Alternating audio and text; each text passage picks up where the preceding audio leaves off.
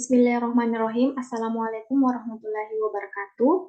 Perkenalkan, nama saya Nur Aini dengan NIM 210305501073. Saya dari kelas A.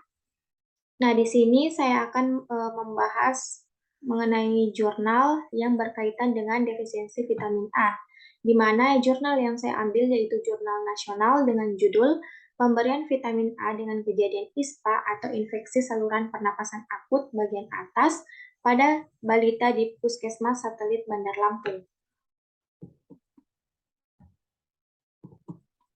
Nah, adapun topik yang akan saya bahas, yang pertama yaitu literatur jurnal, kemudian pendahuluan dan tujuan penelitian, metode penelitian, hasil penelitian, pembahasan jurnal, dan yang terakhir yaitu kesimpulan dan saran.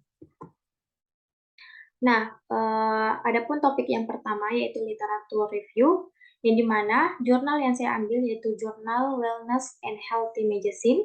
Kemudian volume dan halamannya yaitu volume 1 nomor 1 halaman 133 sampai 138 tahun 2019.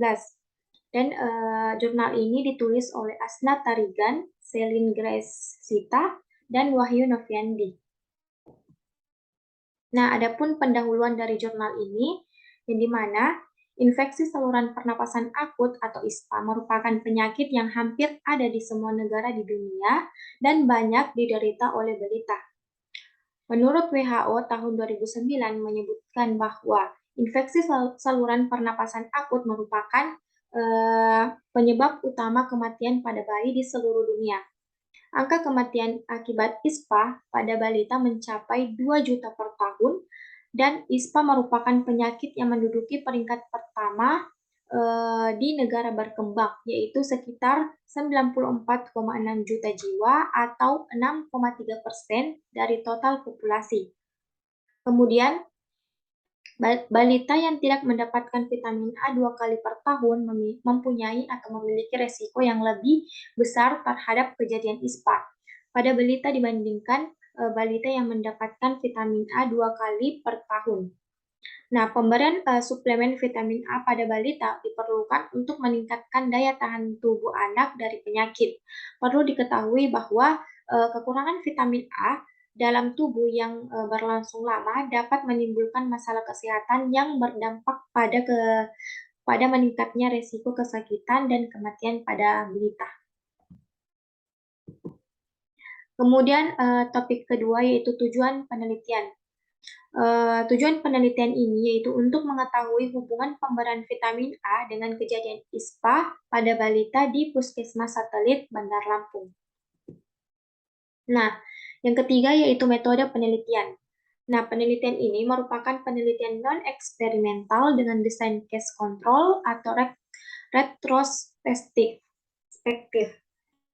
yang dimana data akan diambil dari rekam medis dan manajemen terpadu balita sakit atau MTBS untuk melihat riwayat infeksi saluran pernapasan akut bagian atas pada balita.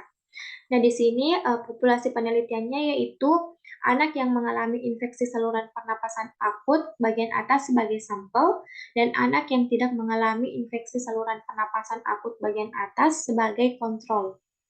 Kemudian adapun sampel penelitiannya, teknik pengambilan sampel pada penelitian ini dengan menggunakan teknik non-random sampling, jenis purposive sampling, dengan jumlah sampel yang dibutuhkan untuk penelitian ini adalah 90 orang atau balita. Nah, adapun hasil dari penelitian ini, variabel yang dilihat pada penelitian ini meliputi pemberian kapsul vitamin A dan penyakit infeksi saluran pernapasan akut bagian atas dari hasil pengukuran dilakukan analisis univariat dan analisis bivariat.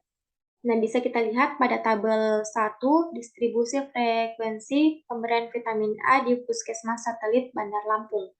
Yang dimana kita bisa lihat bahwa pasien yang mendapatkan vitamin A itu sebanyak 49 orang atau 54,4%, sedangkan pasien atau balita yang tidak mendapatkan vitamin A itu sebanyak 41 orang atau 45,6%. Kemudian bisa dilihat pada tabel kedua, yaitu kejadian infeksi saluran pernapasan akut bagian atas di Puskesmas Satelit Bandar Lampung, yang dimana kita bisa lihat bahwa pasien yang mengalami penyakit ISPA bagian atas itu sebanyak 44 orang atau 48,9%, sedangkan pasien yang tidak mengalami penyakit ISPA bagian atas itu sebanyak 46 orang dengan 51,1%. Nah, bisa dilihat pada tabel ketiga, yaitu hasil analisis bivariat hubungan pemberian vitamin A dengan kejadian infeksi saluran pernapasan akut ISPA bagian atas. Nah, di sini kita lihat bahwa bisa kita lihat bahwa pasien yang diberikan vitamin A yang menderita infeksi saluran pernapasan akut bagian atas sebanyak 18 orang dan tidak menderita infeksi saluran pernapasan akut bagian atas itu sebanyak 31 orang.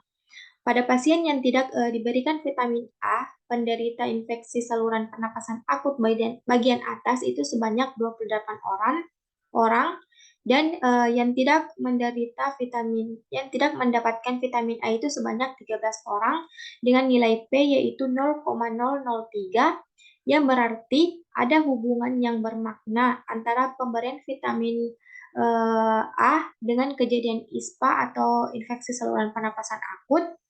Dan dari hasil Olds-Raito terlihat bahwa hubungan pemberian vitamin A dengan kejadian infeksi saluran pernapasan akut bagian atas itu ditunjukkan dengan nilai OR 0,270 dengan interval kepercayaan yaitu 95%, di mana pembacaan dari Olds ratio atau OR dikarenakan di bawah 1, maka pembacaan interpretasinya balita yang diberikan kapsul vitamin A itu 3,7 kali lebih kecil peluangnya menderita ISPA bagian atas dibandingkan dengan balita yang tidak mendapatkan vitamin A.